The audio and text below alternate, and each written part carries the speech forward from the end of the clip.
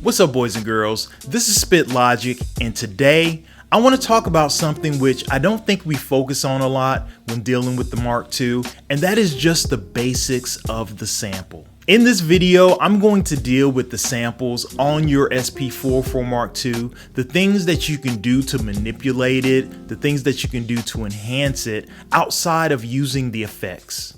When we're talking about samples on your SP4 Mark II, really we're talking about the sounds that the Mark II has inside of it.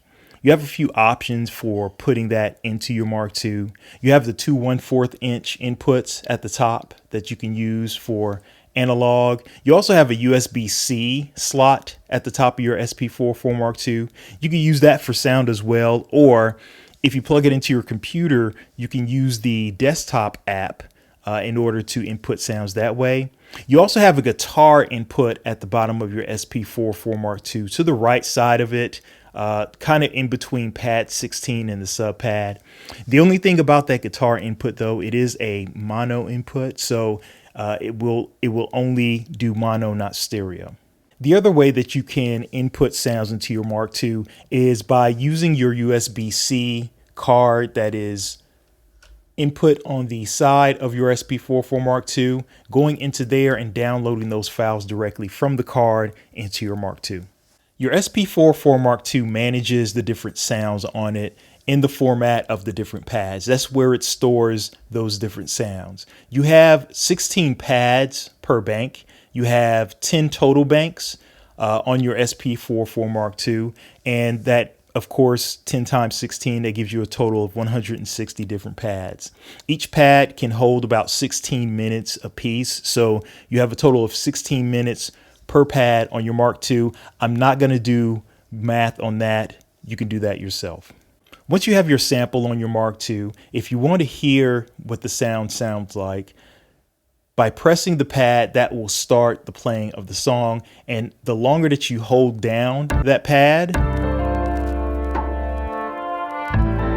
that's how long the sample is going to play. Once you let that pad go, it stops playing. Another way that you can play the pad without pressing the pad is hitting the sub pad. So if that pad is selected and you hit sub pad, it will play it, and you'll see it represented by this particular pad being lit up as the pad that's being played. Now, let's say you want to play the sound all the way through, but you don't want to press down and hold down on the pad. You have two options for that. Option number one, you can hold down the pad, and as it's held down, if you hit that hold button and you see it light up, you let it go, and the pad, the sound will play all the way through. Another way to play the sample all the way through, you see this gate button that is lit up. If you push that gate button and you see it turn off, now that does not restrict you to having to hold down the pad in order to play it. You just press it and the pad itself will play all the way through without you having to press any extra buttons. Now, if you want to stop a sample from playing, if you hold that shift button and exit, that will automatically stop it, and you see right there, designates stopping a sample from playing. Hitting the start end button right here will give you a visual representation of what the sound looks like. And as you can see right here, this is your sample in a visual representation on your screen. If you look right here, you'll see an S and you'll see an E right there at the two ends of where the sample in a linear fashion represents. The left represents the beginning of the sample and the right representing the end. You see right here at the top for your two knobs, for the C1, that will control where the start of your sample is. So essentially, as you rotate it, it will change where the sample begins to go. And then at the C3 knob, that will control where the end, where your sample stops playing. So if I play it from here, you'll see it starts right here. However, if I move this here, even though you can still see the rest of the sample, when I hit that pad, it's going to start at a different part of the sample. Likewise with the end, you see right there, it just stopped there at the end. Now, when it comes to the relationship between the start and the end, if I bring my end all the way to where the start is, my start is able to push that end back. So when it comes to, let's say, the hierarchy between the start and end, the start is king and the end is subservient to the end. If I have my start at a certain point, I cannot push the start with my end. One thing that is interesting that you can do while you are trying to determine where you want to start and end your particular sample, as you're playing it, and if you move where that start is, what happens is that the sample will start over. So it gives you an idea of where that sample starts. The odd thing about that is that if I move my end, it does the same thing. It goes back to the start and not towards the end. But if you want to understand what the end sounds like, you see that roll button? If I push the roll button, it will start towards the end of the actual sample. Now, as you can see right here, every time I hit that pad, the sample starts over at the beginning, at the start. If I hold down the enter button and the gate at the same time, now you see that gate button is blinking instead of being solidly lit. What this does now is that every time I hit that pad now, it will not go back to the beginning. That's called one-shot mode for your sample. Now, if you are determining where the start and the end is, you can see right here, it's a small screen right here and you're kind of zoomed out. You have the ability to zoom in times 11 into your sample to get a better understanding or better look at it. And as you are moving your cursor, whether it's the start or the end, that is going to be the point by which the zoom is going to be focused on. So where that end is right here, let's say my end is the last knob I push. If I twist the knob on the enter button, I will zoom where the end is. And you can see you can get a better visualization, a closer look at the different part of your particular sample. So you see where we're zoomed into the sample, there's a line that shoots in between the sample where you see the waveform. And if I'm looking at this line, let's say the top port is the positive, the bottom part is the negative. That line is going to represent kind of the 0 point, that 0 point of the sample. And as I'm moving the mark for the start, you see how free flowing that particular mark is. If I hit that resample button, you see it blinking. I hit the resample button. That 0 cross snap is what it's going to do is it is going to snap to where that 0 point is located. So as you can see right now, the movement is not as fluid anymore. It's a little bit more choppy because it's trying to find that point in the sample that has the least amount of pop to it when you first start using that sample. Another thing that you can do visually as far as the start and end of your sample, if you hold the shift button and then you hold the enter knob, press the enter knob down, you get into a different mode where you're kind of doing the exact same thing between the start and end, but it's more represented, I guess, digitally or in a code. So using that enter knob right here, you can go between the start, the end, and then the loop, which we'll get into very soon. But it shows the length, the total length of the sample, the total length of time of the sample. And then with the keypads, that allows you to put in a value of how far you want your sample to go as far as the start end. Another way that you can manipulate the start and the end of the sample is while it is playing, hitting the mark button throughout the process of it playing. Hitting that mark button is going to mark where the start and the end of the sample is going to go. So if I hit it as it's going, if I hit that mark button, you see that's where the start is. If I hit it a second time, that's where the end is. Let's say you want to play your sample continuously and you want that sample to play back and forth continuously. We'll just set this for our start and our end. And you see right here, it'll play right there and then it ends. If I hit that loop button, it is going to end at the end and you see an L that just popped up. In addition to that, you see that the C2 button Now it has a function, which is loop, and that's going to control that L that's there on your sample. So if I hit the play on it, it's going to automatically come to the end and start again to make your loop. Even as I move my start will start here as I am playing the loop. But once it makes it to the end of where the sample is located, it will start back where that loop is located. And of course, similar to the start and end, as you move that L, move where the loop is, it will automatically just restart itself.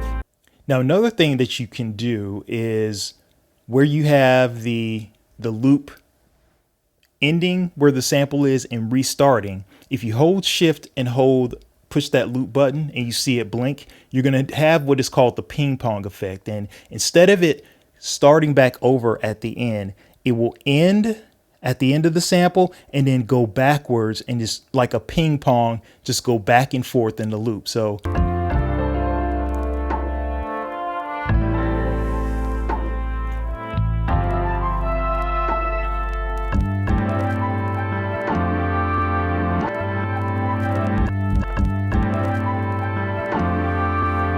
of course, also, if you hit that reverse button, hit the reverse key, that's going to play your sample in reverse. So the end becomes the start and the start becomes the end. Of course, if you do have that L somewhere where between the start and the end, that is where it is going to restart again. Or if you're doing the ping pong, it'll start playing forward from that point.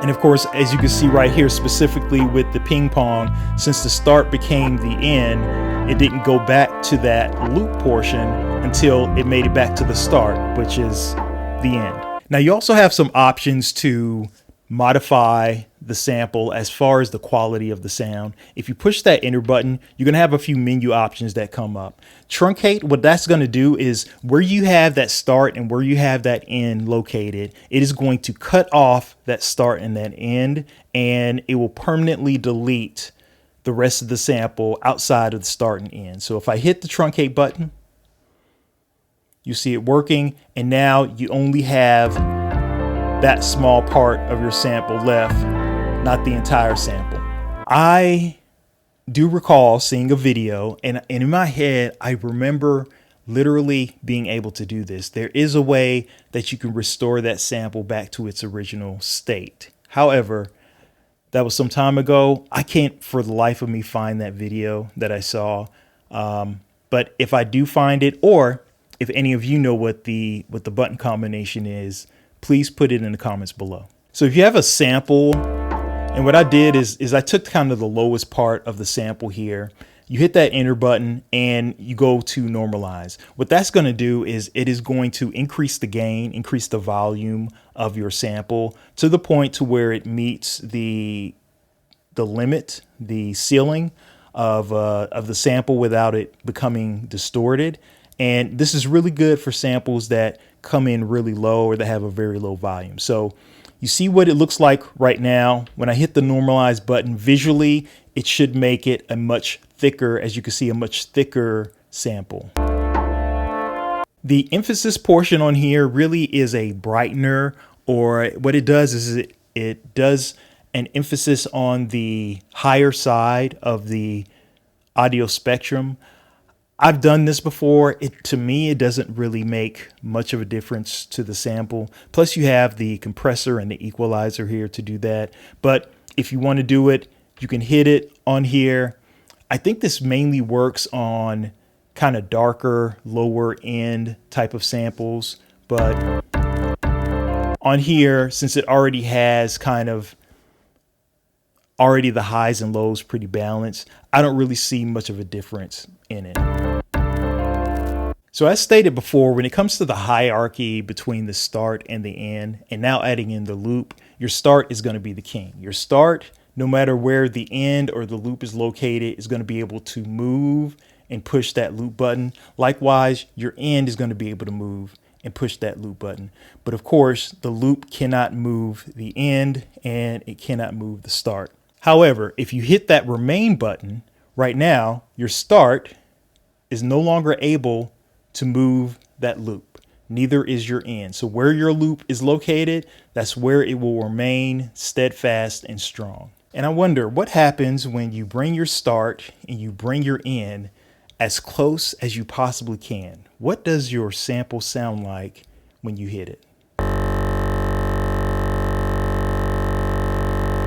As we zoom into where the sample is, you can see right here, that end cannot go anywhere close enough. There has to leave some sort of space in between where the loop is in order for it to actually loop. So if you hit the pitch speed button, right now you're going to have the options to deal with the pitch and the speed for your SP44 Mark II. This is going to represent the speed, and you see it at 100%. This is going to be the pitch, which is essentially the tone. And then, of course, you have the volume as well, which, of course, is going to deal with the volume of your sample. Right here, you see the shift button where it says fine. So knob 1 is going to control your speed. And you see right now under the pitch, it says vinyl. It is in vinyl mode right now, which means that the speed is directly linked with the pitch of your sound. So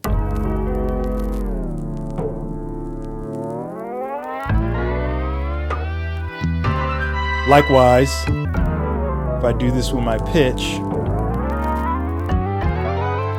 it does the same thing. If I hold the shift button down, it does in smaller increments, as you can see at the dot, to increase or decrease the sound or the pitch, the speed or the pitch. You're also going to see a little bit of information down here at the bottom. That E1, that represents bank E, pad 1, which is the sample we have selected. This is going to be your velocity versus your fixed velocity. So if I hold down the shift button and then push pad number 1, that turns it from a velocity-based sample to a fixed velocity. You also have the ability to set the BPMs on your sample. You can do it automatically. So if I hit this automatic button, this gives you the range by which you want it to try to analyze the sample. If you want to do it by its actual length, do it by using the top selection here, and it's going to give you the tempo that it detects. Another way that you can actually deal with the tempo is if you turn that knob and you see it goes down to manual, hit the enter button and you have the ability to set the tempo of your sample and how you want that sample to be recognized as the tempo.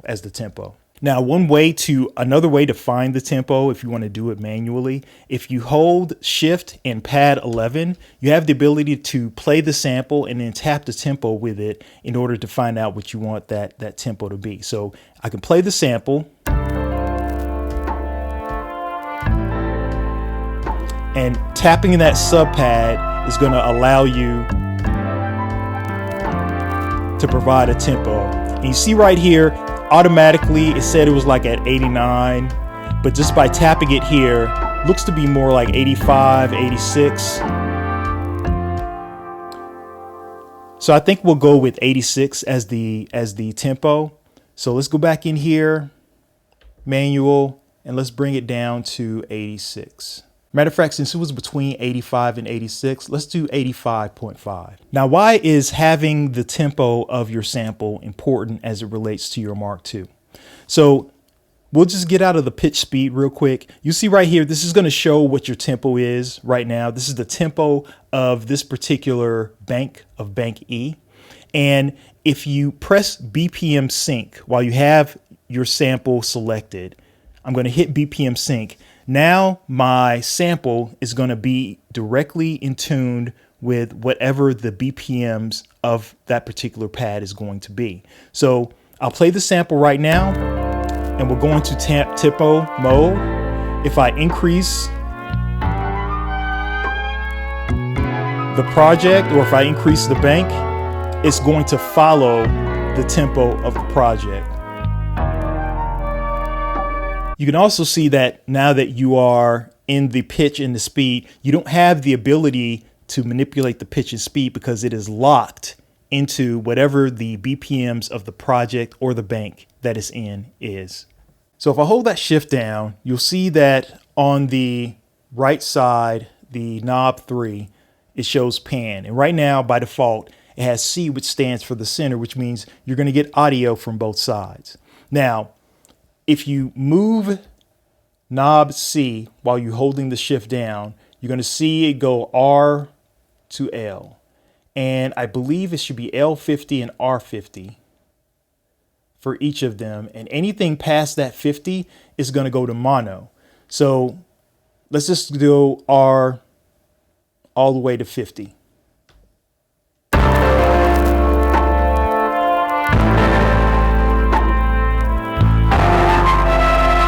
Change it, bring it all the way to the left. Now when you go into mono, what that's going to do is essentially it will play the sample just from the left side, but it will play on both sides, on both ears.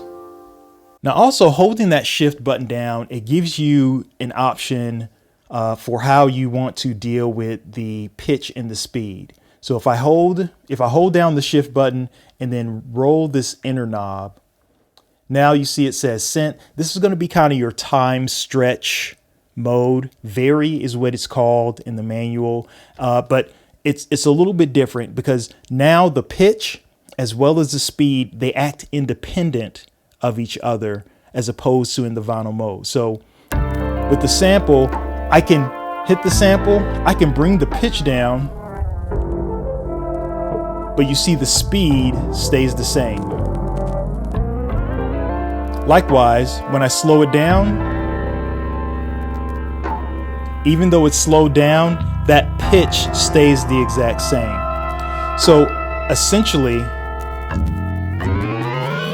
I can bring my pitch all the way up to the top and it will still have the exact same speed to it. Additionally, I can bring my speed all the way up and bring my pitch all the way down, and it will still play very quickly. You also have some different options that will allow for assistance with the sound because as you could probably tell, when it slows down or speeds up, there's kind of a digitized, grainy kind of feel to it. You have two options, which is your backing and your ensemble. Those are going to be kind of additional points of sound that is kind of inserted in between those grainy parts to kind of give it more of a fluid sound to it. So we'll go with it on the regular mode off, right? And we'll just listen to it here.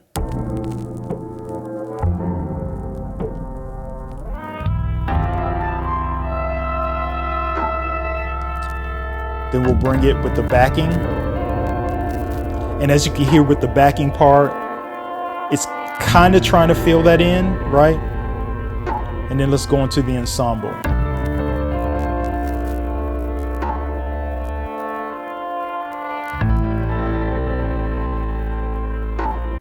So if you hold your shift button and hit that pitch speed button again, you're going to go into your envelope mode. This is essentially going to dictate the attack and the decay of your particular sample.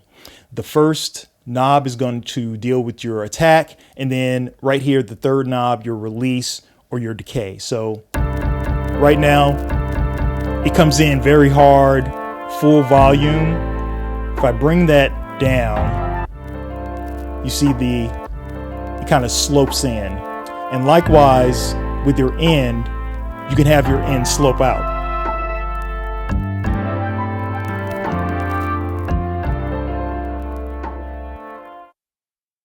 Now, in addition to that, if you go into reverse, of course, that's going to make the reverse happen, right? So where your end is, your start begins, and you have the ability to kind of slope that end in the same way you would slope your start. One kind of interesting part while you're in envelope mode is the ability to kind of roll your samples as you're playing them. So as the sample is playing, If I hit that roll button, it'll just kind of repeat that portion of your sample. Hitting that roll again releases it. This middle knob hold is going to be very important as far as how much of the sample plays all the way through. Even though the length of the sample is, say, a 10, if I bring this down, it's only going to play 50% of that sample, but it will still be activated for the entire time. So if I bring it down to the 50 mark, it'll only play half of the sample, and that half will be cut off. Now, what you could do, maybe you want to slope it in. You want it to slope out. And of course, if you're doing it in reverse, if you make it reverse, it'll do the same. The sample won't play until the halfway mark of the sample. So that video was a lot longer than I initially intended it to be. And still, I feel like there is a lot that I wasn't able to cover when dealing with the sample. There's really so many other features on there. I just didn't feel like I had enough time to go over it. Maybe as time goes on, maybe I'll make a part 2 to it, or maybe just another video and just reference some of the other things that I missed. But when you're dealing with the SP44 Mark II, there is just so many things that you can do just with sound alone in that device. I'd be curious to know, just from your perspective, how much of this is something that you already do or utilize when using your Mark II, and then how much of it was something that you weren't aware of. Did you learn something new from this video? As always, I thank you for the view, I thank you for the listen, and until next time, peace.